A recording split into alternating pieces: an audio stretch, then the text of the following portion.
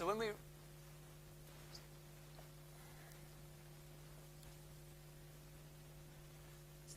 So it's as simple as that. So I'm going to write it down. If you want to write it down, that's fine. If you don't, then you can just listen, whatever you want to do.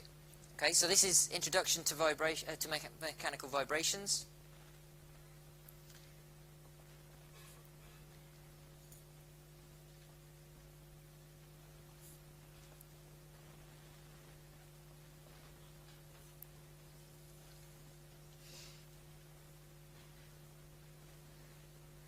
So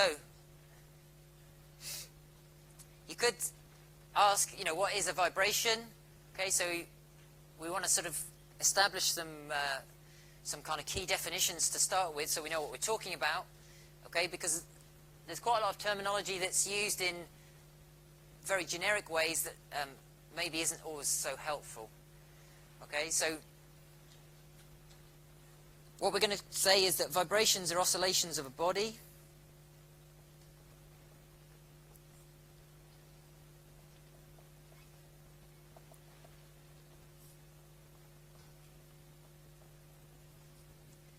Okay, so a body is just a thing, an object, an aeroplane, whatever it happens to be, a part of an aeroplane, a landing gear, or any other object that can oscillate. Well, we haven't defined what oscillate means, have we? We've just shifted the vibration to oscillation. We'll come back to that in a second, but let's just first note that anything with mass and elasticity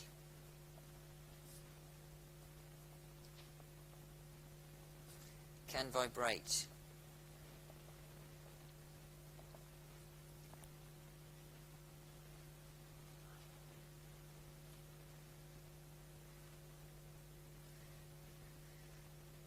So these are two really important things. If the body has mass, okay, it can have an inertial force, because an inertial force is related to the mass of an object, isn't it? Okay? So that means it can move in space and time. Okay? But if it has elasticity, what does that mean? It means that it has some kind of force which is like stretching it, or there's some stretchiness in the thing. Okay? So the modulus of elasticity is kind of like the relationship between stress and strain, or force and displacement, isn't it? It means how much the thing stretches if you try and compress it or pull it. Okay? So elasticity in a body, if we start to make vibrations, what tends to happen is if we deflect the body, it wants to go back to its original shape. Okay, so that's the key thing. It's like a restoring force. Okay, we say that if a body is in its initial shape and we deflect it, it has a restoring force which pushes it back, and that's the natural elasticity in the object. But dynamics. Okay, so we often hear the word dynamics used. This is a more general term.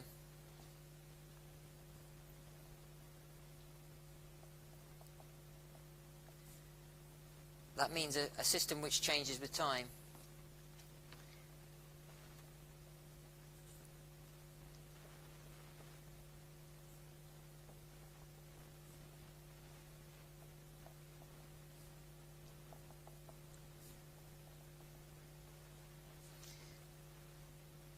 Okay, so dynamics means anything that changes with time.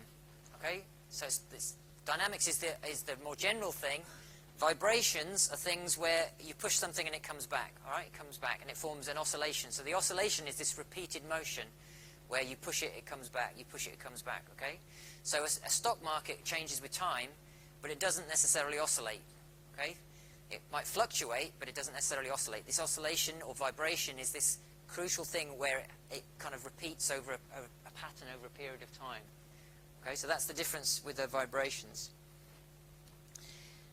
So what we can say is that vibrations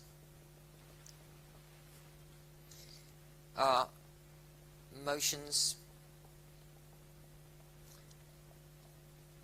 relative to a fixed reference.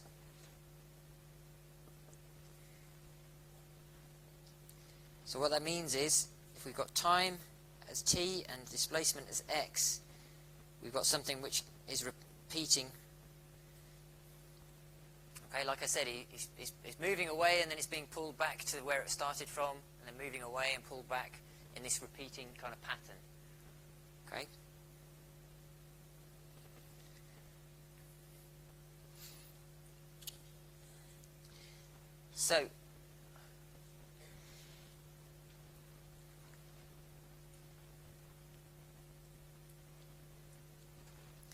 So the relationship between force and displacement, force and motion,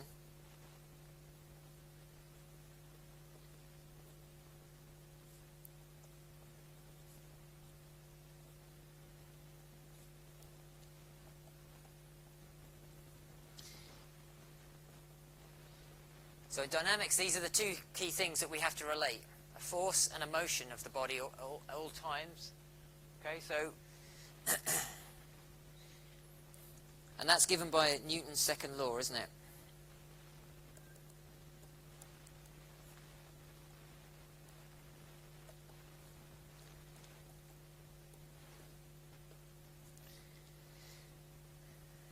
Everybody knows what Newton's second law is, don't you? Come on, who knows what Newton's second law is? Anybody? Who was willing to commit themselves? Go on then, yeah. Absolutely, F equals ma. And we could have it in its slightly more, sort of general form by writing it as a sum of vectors, can't we? So we can say that if we sum up the forces F, it's equal to the mass times the sum of an acceleration vector. So we can say, like, a slightly more general way, but F equals ma is exactly what we're doing. Okay, so obviously F is the force and the accelerations represent the motion. Okay, how much is the body accelerating at any point in time? And we also have an equivalent expression for rotational bodies in terms of moments and angular acceleration. Okay, so M is moments. What's I? Anyone know? Yeah. It's like moment of inertia. So second moment of area is a geometric property, isn't it? And when it's in this context, it's a moment of inertia. We'll come back to it, though. We'll come back to it. And this is angular acceleration. Okay. So what are the key things when we're trying to define how something might move? Okay. So I drew a little picture up there of x against t. Okay, but you didn't ask me what x was. I think people know what time t is, right? Because we can't change it. Okay, so it's called an independent variable because we can't do anything about it. Time is going to progress forward, whether we do anything about it or not. But x, we have to choose x. Okay, so x is a choice on our behalf. It's a point in the system. So if we've got some body like an aircraft landing gear or something, we have to choose what we mean by x. What direction does x mean? Does it mean up, down, sideways? Is it a rotation? Is it a linear translation? And so on. Okay? So those choices are called degrees of freedom. Okay? So when we're trying to define how something moves or vibrates, we define what we call the degrees of freedom. Okay? And those are the translations and the rotations and all of the other possible ways that it can move. Okay? So we say that the possible motions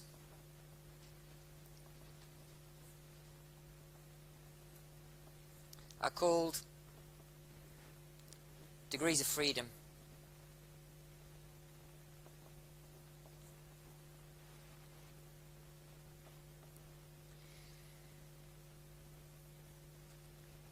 So, because this is, for most people, this is the first time they've seen vibrations analysis, pretty much the whole of our course is going to be about 1 degree of freedom things, okay?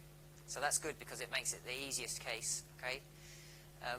But you just have to bear in mind that whenever we're doing the 1 degree of freedom things, they can always be scaled up to multiple degrees of freedom, 2, 3, 4, as many as you like, okay?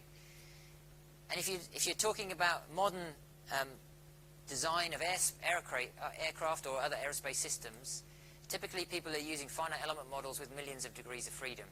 Okay? Now there's an interesting argument about how that high fidelity helps them or not, or hinders them. Okay? Because although they might be using 1,000,000 degrees of freedom, the vibrations might only be really happening on maybe 10 or 12 degrees of freedom. Okay? But the interesting thing is that we have computing power now, which means that we can do amazing sort of simulations, but understanding what the simulation is telling you is still quite difficult because of this this issue of the real sort of behavior, the dynamics is actually happening on sort of less degrees of freedom, if you like. So they're called degrees of freedom. In this course, we're going to focus on a single degree of freedom.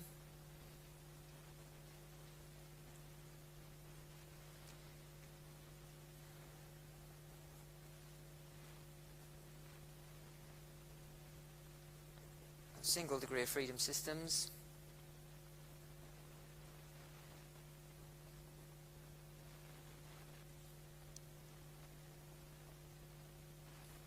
Okay, so normally you see that written as SDOF, or sometimes people write it as 1 with a DOF after it, or 1 like that. You see, there's a couple of different ways of representing that.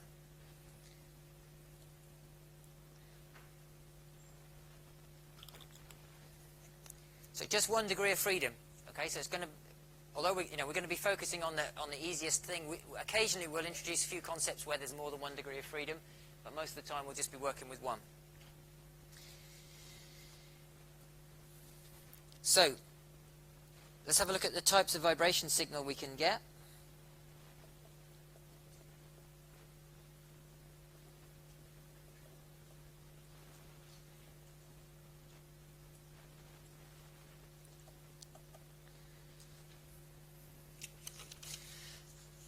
So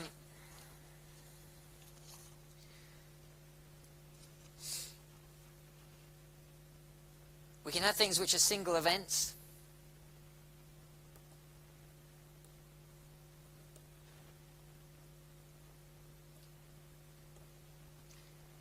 So quite often they're called impulses or shock.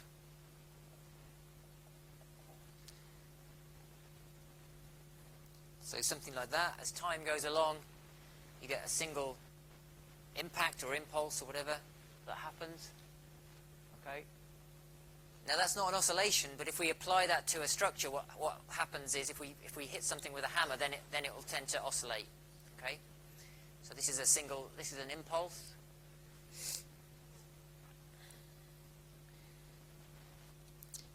We talk about steady state.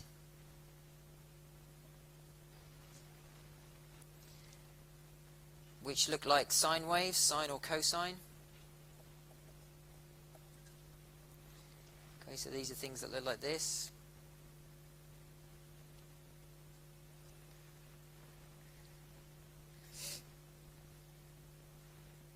So steady state, actually, the reason that you say steady state is because vibration engineers often talk about transients as the initial behavior, and then they say when it's reached its steady state, which means after the transient period or after a transition period where things tend to be difficult to analyze, it very often settles down to something which looks like a sine wave.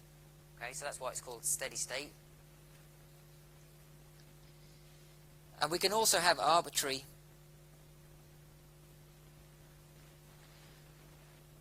which you can think of as random or stochastic signals. So we can do a vibration analysis for things like random. Okay.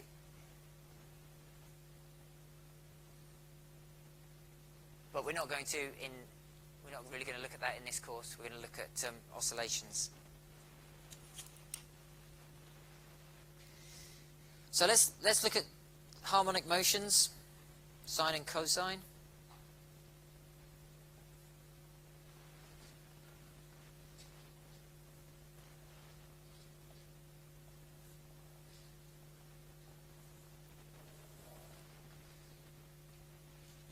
Because most of what we're going to do is we're going to look at a system, and then we're going to assume that it can be modeled as a sine wave or a cosine wave, okay? And then we're going to attempt to model it like that, and then kind of do an analysis to see what happens if we assume that it's a sine wave.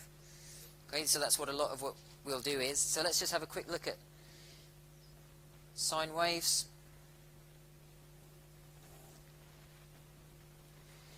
So I'm going to draw a function like this. Sketch out something. Okay, and again this is going to be x.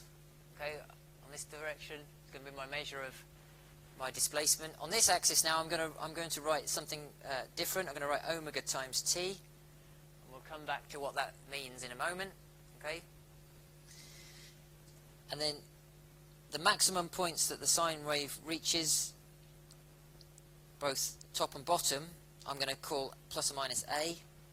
So that's a and that's minus a. And then I'm going to break up the sine wave into segments like this. So this is going to be pi. This is going to be 2 pi, and so on. This is going to be 3 pi, etc. And then this is x equals a sine omega t.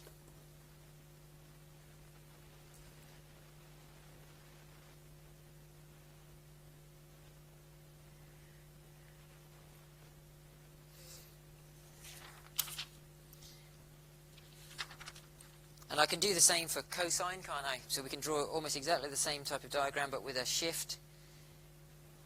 If we have a cosine,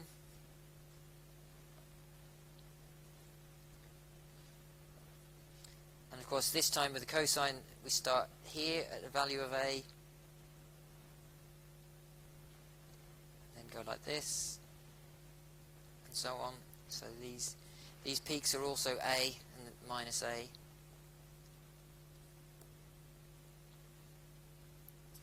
That's pi. Is that pi?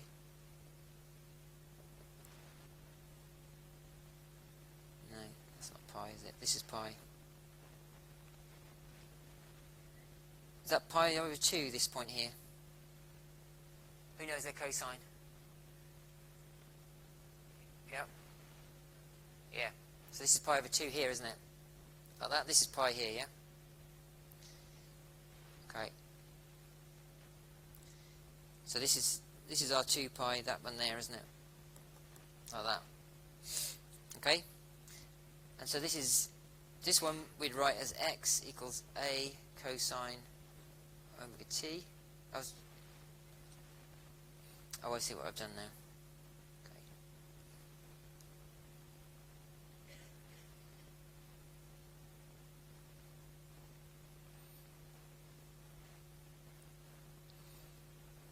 Okay. In my notes I've drawn my diagram and I've added a pi over 2 shift, so that's why I've had that slightly differently, but let's write it like this. This is fine. So the equation for sinusoidal motion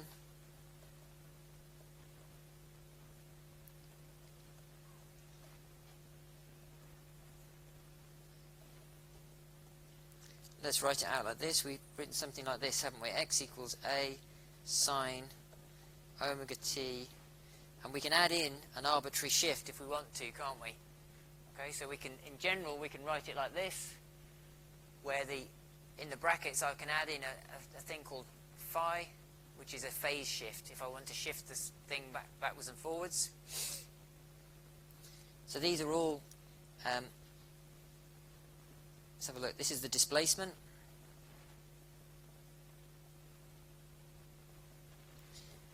This is the amplitude of displacement.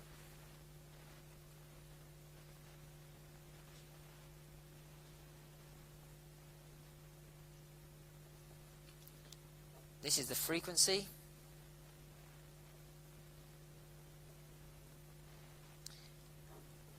This is the phase shift.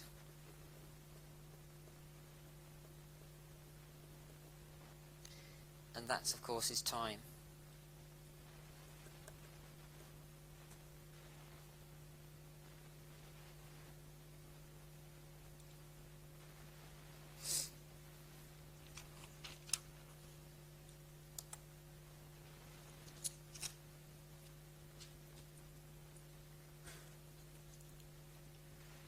So we have to be a little bit careful because we've got a displacement x, okay, and the A is the amplitude of displacement, okay. So when we're at the peak of the sine wave, right, A is the maximum value, isn't it?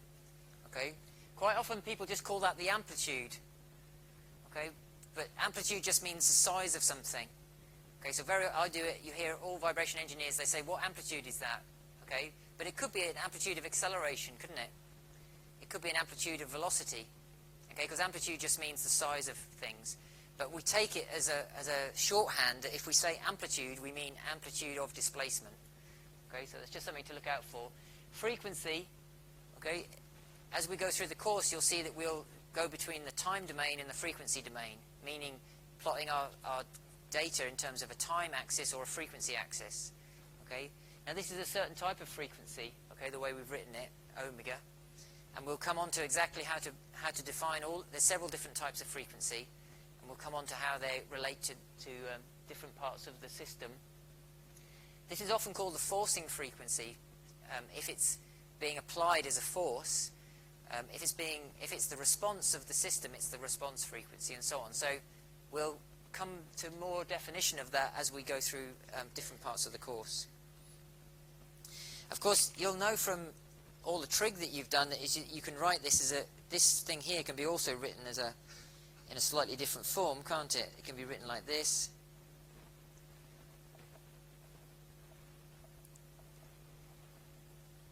Okay? And of course these bits here, using our sort of addition and trigonomic identities, these could be written here as these, can't they?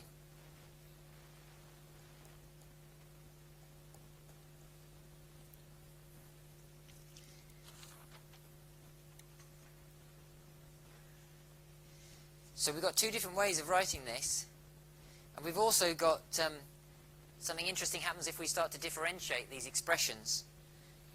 Because if we differentiate once, okay, so if we take d by dt or x dot, okay, so you know that x dot is the Newtonian way of writing a derivative, isn't it? And the other way, the d by dt, is the Leibnizian one, and they had an argument and fell out with each other. So now, you know, depends on which one you want to use. But usually for dynamics, you use the dot because it means differentiation with respect to time. Okay, so this is velocity, isn't it? So if we differentiate our expression, we'll get minus a omega sine omega t plus b omega cos omega t. So that's the velocity. Okay, and if we differentiate again, we'll get the acceleration. So if we do x double dot, and then from that we'll get minus a omega squared cos omega t plus b omega squared sine omega t. That's the acceleration.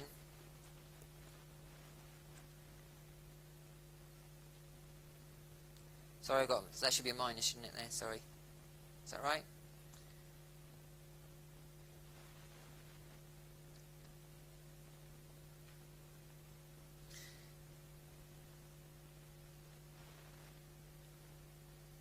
That's right, isn't it? So then I've got minus omega squared times what I started with, haven't I? So x double dot is equal to minus omega squared times x. Okay, because I started with a cos something plus b sine something, and now I've got minus omega squared times both of those things. Okay? So that means that there's a relationship between the acceleration and the displacement, and it's a constant. Okay, because omega squared is some kind of constant. So the other way we can write sine waves, or we can represent sine waves, is in a complex form. Okay, so we can use the complex representation.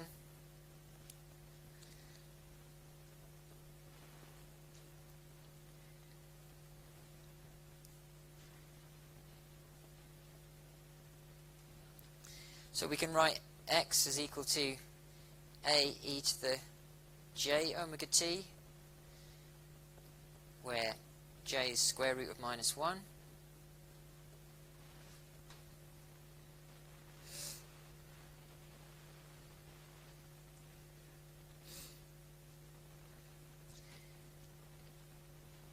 And of course, so that's equal to a times cos omega t plus j sine omega t, isn't it? So if we take the complex form and we take a real part of it or an imaginary part of it, essentially what we're doing is we're projecting a sine wave or a cos wave by taking those two different parts, aren't we?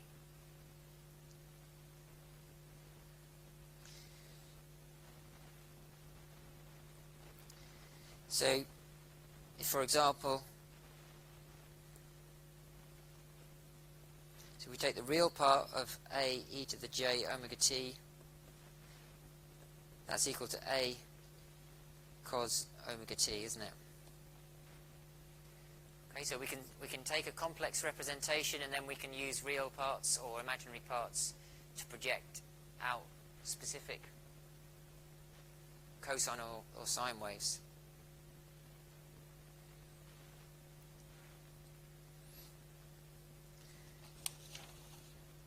Also, if we look at the complex form and we take the time derivative, we get x dot equals j omega a e to the j omega t is the velocity.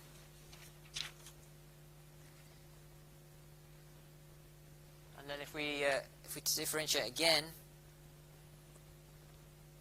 this double dot is equal to minus omega squared a e to the j omega t, which is equal to minus omega squared x, isn't it? So when we differentiate again, we get another j omega, and the j squared is minus 1, isn't it? Okay, so we get minus 1 times omega squared times x. So this is exactly the same kind of property that we have with the other representation, which is what you'd expect.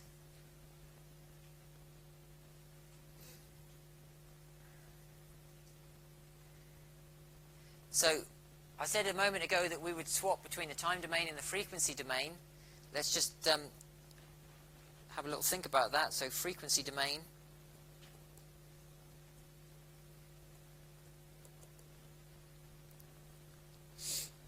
How do we get from time domain to frequency domain? Does anyone remember? You'll have all done it, and you'll have it in there. It'll be in your brains. Fourier transform, right? Okay, so we take the Fourier transform.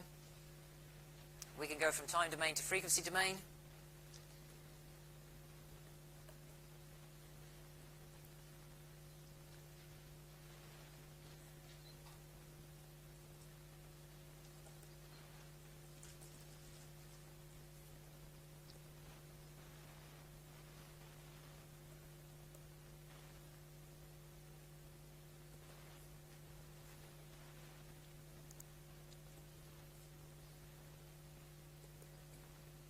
Okay, you have to be careful though, because if you're a control engineer, you use the Laplace transform and you go from the time domain to the S domain, don't you? So, what's the S domain? It's kind of like the frequency domain, isn't it? But without an I omega, so it's a kind of, it's its own thing. Okay, so if you really want to go to the frequency domain, you have to get Fourier to take you. Okay, not Laplace. Okay, so Fourier is the way to go. So if we do that, we typically write them in capital letters. So if we've transferred we've gone from x of t, we now go to big X of omega. Okay, so we're now going to time domain. And that's an integral typically, isn't it?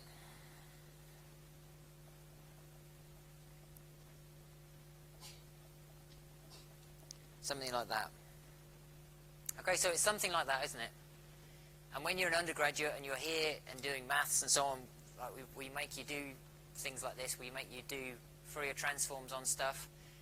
But in industrial practice, nobody sits down and does a Fourier transform. Okay, they use MATLAB or something similar to do what they call the fast Fourier transform. They don't even think about it as the fast Fourier transform anymore because it tends to be wrapped up in other methods. What they do is they get a time series and they'll give it to a spectrum analyzer, if you like to call it that, and it will just produce, it'll decompose it into all its frequency components, and then it will plot that on a graph showing the frequencies. And there are some examples in the, if you look in the lecture notes for today on the blue slides, you'll see there's some examples of some frequencies, some frequency signals and some time signals. There's also the inverse as well, isn't there? So there's the inverse Fourier transform to do the reverse.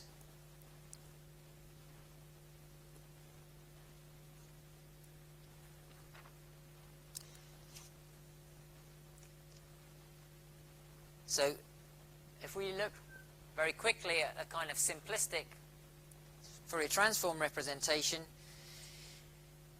if we have a signal like this, which is a sine wave, something like that, x and t, if this is a sine wave, and we go into the frequency domain, where now we have frequency, we have big X here, and then this is some measure of frequency. Normally it's written in hertz, okay, which is cycles per second, and we'll do all of the stuff about how cycles per second relate to the omegas and various in the next lectures. Okay, so we'll talk about that then. But just for now, who knows what this picture looks like if you go from if you take a sine wave and you put it in the frequency domain? Does anyone know? Exactly, it just looks like one spike, doesn't it? Okay, you get one thing. Okay, so you get something like this. Okay, and that thing is at the frequency value. This frequency value would be essentially the omega value for the sine wave, wouldn't it? Okay, so it'd be whatever the frequency. So if it's a low frequency, that's less than 100 hertz typically. Okay, high frequency, it could be kilohertz. Okay, but it will just be one spike. If we take a more complicated signal, so if we add two sine waves together, then we get 2 spikes, and if we add 10 sine waves, we get 10 spikes, and so on. And if we take a very random signal with loads and loads of components in it, then we get lots of information in the frequency content. We get content across all of the frequencies. Okay?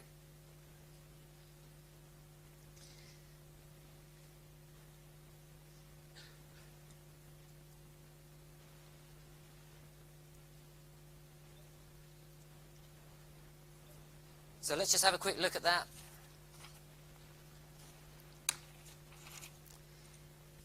So as I say, in these lecture slides, which are on mole, you'll see that we've got. Okay, so it may be that I can play this thing here.